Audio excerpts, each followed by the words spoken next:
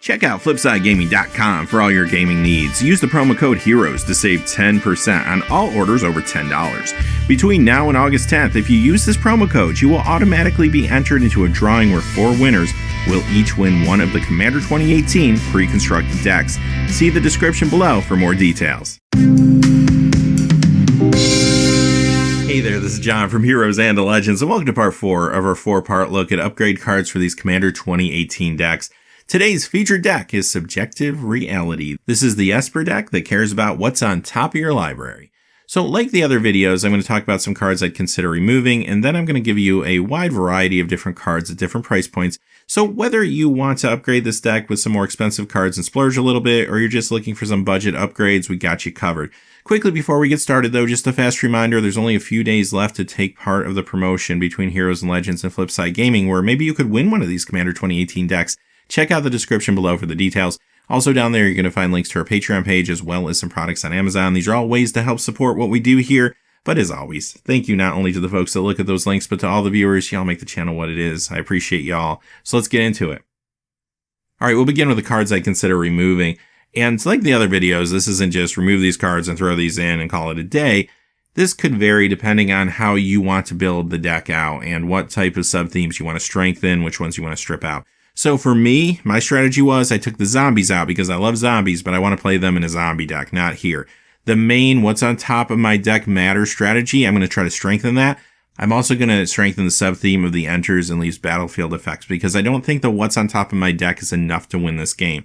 I'm going to leave Manifest for the most part alone because I do think it ties in with the whole what's on top of the deck. And Reanimation, even though it's light in here, does tie in with the enters and leaves battlefield effects, so I'm going to keep that here too. So here's the cards I would probably take out though. Loyal Unicorn, which I love, I've been raving about for weeks now. This isn't the right deck for it. This isn't like a beatdown, super aggressive deck. This deck's a little more nuanced, so I think we could do better here. Sarah Avatar, I mean, this is a good creature. It's a little expensive, of course, but it can be a big presence. It doesn't have a way to get its damage across on its own, though. In other words, it doesn't have flying or trample or something. You have to work out a way to give it that. There are some ways in the deck, but they require some setup, and there's not enough of them to make me feel like I want to keep Sarah Avatar in here. As we move to blue, we have Jeskai Infiltrator, which I love Manifest. I actually like this card, but I feel like in a big commander game, it's going to be hard for it to get its damage across. Sphinx of Jwar Isle. Now, I don't hate this card. I love the Shroud, but it's only a 5/5 flyer, and I'm going to replace this with a card that I feel like is very similar that is going to be better than this one. You'll see that in a few moments. Now, it's nice that you can peek at the top of your deck in this build, but I think I can add enough manipulation where I won't need to peek at my deck, hopefully. Sphinx of Athun, another card I personally like, but I think we need to zero in a little bit more on exactly what this deck's trying to do. And yeah, you know, sending some stuff to the graveyard with the Factor Fiction ability is not a horrible thing at all. But again, I think we can do better in this deck to try to tighten it up. Alright, Black, I mentioned zombies gotta go. I love them, but Army of the Damned, it just doesn't feel like it fits here. Same with Loyal Subordinate. Sower of Discord, I like this card a lot too, and when I reviewed the deck, I said, I don't know why it's here. It's really cool, but I don't know why it's here. Yeah, and that's the problem. It's a cool card. I play this in a lot of builds, actually, but I want to tighten this one up a little. I get it. Flickering this to switch targets can be fine, but it isn't quite enough for me.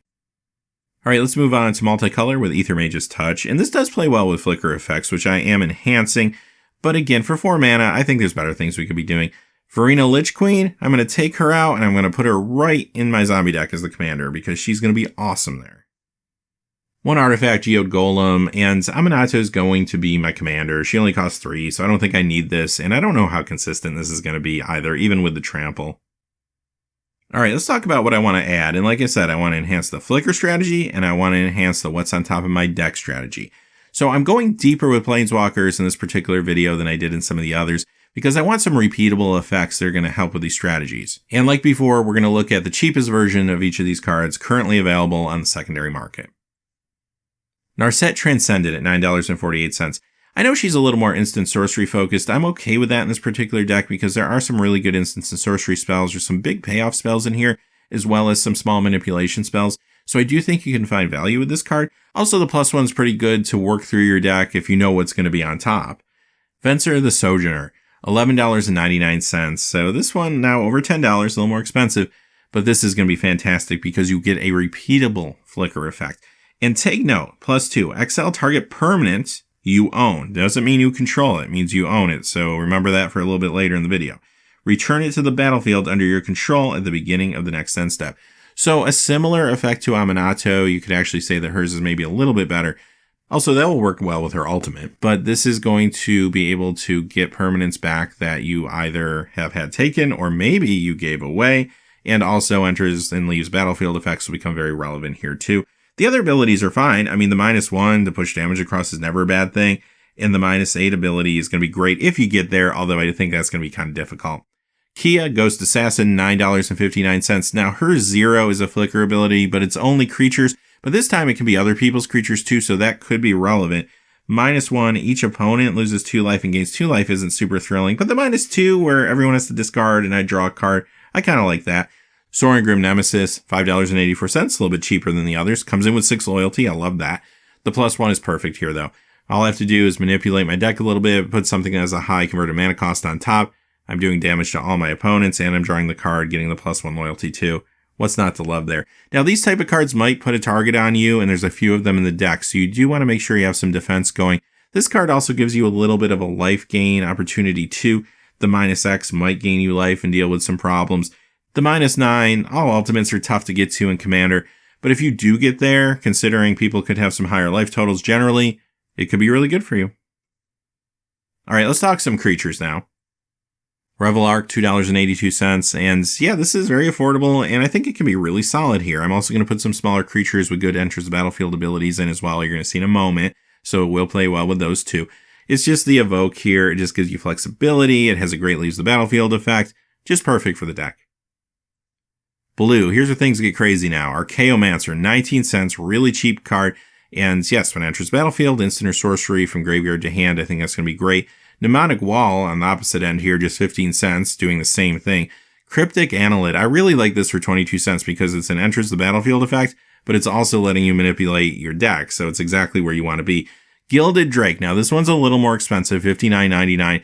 And yeah, you could go with maybe a switcheroo or something as well, but that's a one-time thing where this you can exploit and flicker and do this more than one time. That's what I really liked about this card.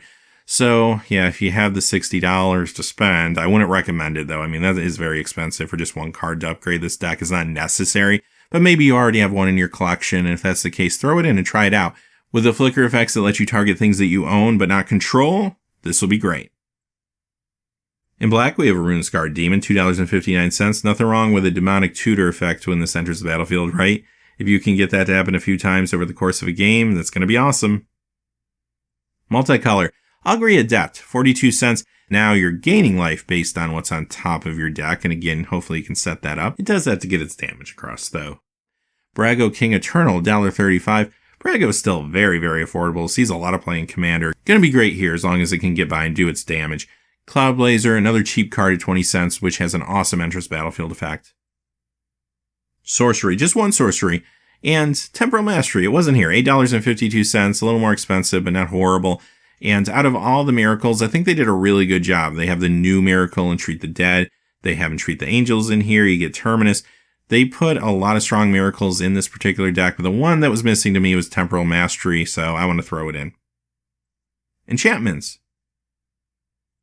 In white, we have Active Authority, 79 cents. So this is going to be very similar to Gilded Drake in a way, but this time you're looking at artifacts and enchantments, but you can flicker it and do something sort of similar.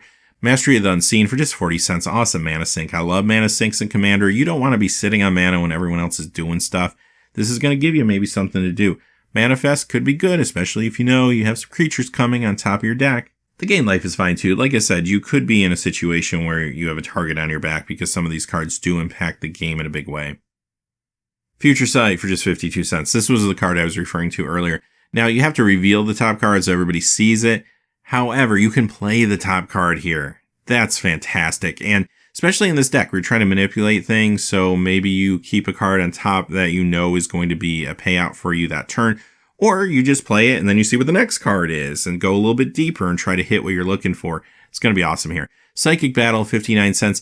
This can really mess with everyone's ability to target things at the table, although that includes yourself, so remember that. But you should most of the time be able to come up ahead because you're manipulating what's on top of your deck. Reality Acid is 20 cents. This is awesome in this deck. Actually, this is the second deck that we want to put this card in, but this enchants any permanent. So that could be land, anything. And of course, when it leaves play, that permanent has to be sacrificed. Throw this on somebody's permanent you want to get rid of, flicker it, and just keep moving it from thing to thing. It could be kind of amazing. Baneful Omen as we move on to black at 43 cents. It's a little expensive, but I like the fact that it's another way to put something large on top of your deck and then do damage to everybody at the table. So this is another way you could maybe win a game or at least knock some people out. Dark Tutelage at first looks like a Nambo with this card, but consider this. Baneful Omen will trigger at the beginning of your end step. This won't trigger to the beginning of your upkeep, so you could manipulate your deck with instants or other abilities on the battlefield in between the end of your turn and your upkeep. So that's one way to look at this. Now, you could go with Bob instead for Dark Tutelage, but I always felt like Bob was too fragile in Commander and also very expensive. I actually prefer the enchantment version of the card here, but any number of creatures that do this type of thing could be fine too, just a little more fragile. Artifacts. All right, a few artifacts that really fit in nicely. A couple of these are no-brainers. Druidic Satchel, only 42 cents. This is kind of a fun one. Like, it does a variety of different things depending on the situation, so I like that flexibility. The big one, Scroll Rack, $53.12. Very expensive. I mean, this is quite a commitment if you do want to upgrade with this card. Is it perfect in the deck? Yeah, it is. Unfortunately, it's even gone up a little more since the deck list was revealed and we found out that it wasn't going to be in here. But if you can play with this, you're going to be really happy because simply you can set up a number of cards on top of your deck, not just one or two. Sensei's Divining Top at $18.98. Another no-brainer here. This is perfect in the deck, but it's not cheap. Not as bad as Scroll Rack, but it's not cheap. I kind of wish they included this one. I feel like a $15 to $20 card could have been okay in a product like this, and it's great here. This will be fantastic.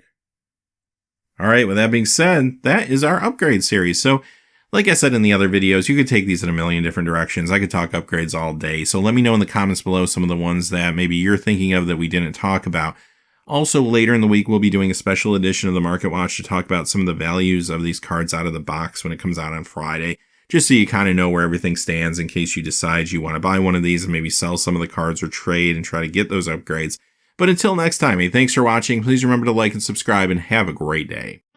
Hey, thanks for watching. This video is made possible by the generous support of viewers like you on Patreon. Check out the description below for links to our Patreon page as well as our Amazon affiliate store, where a small percentage of all sales will also help support the channel. Finally, if you haven't had a chance yet to subscribe, hit that subscribe button so you don't miss any new videos on Heroes and Legends. Talk to you again soon, and have a great day.